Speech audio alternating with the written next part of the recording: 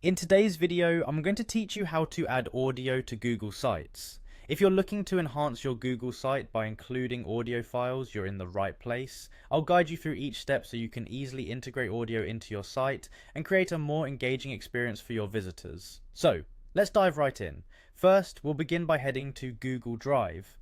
Open your browser and visit the Google Drive homepage.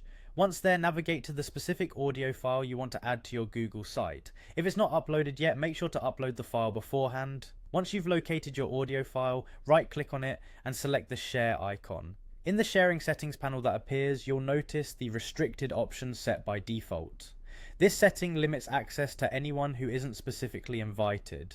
To ensure your audio file can be heard by visitors to your site, you want to alter this setting. Click on Restricted and select Anyone with the link. This change allows anyone who visits your Google site to access the audio file. Now, hit Done to save these sharing settings and exit this window. The next step involves opening the audio file itself. Open the file by double-clicking it. At the top right corner, you'll see three dots, also known as the More Options menu. Click the three dots and then choose Open in New Window. This step separates the audio file in a new window, giving you more options with it.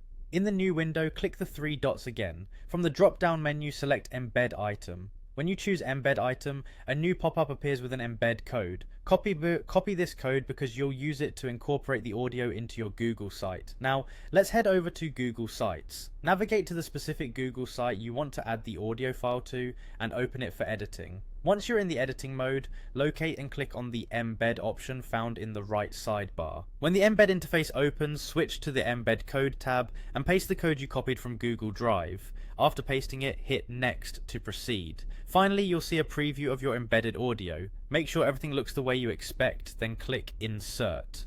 The audio player should now appear on your page. You might need to resize it to fit your design. Simply click and drag the corners until it's just right. And there you have it.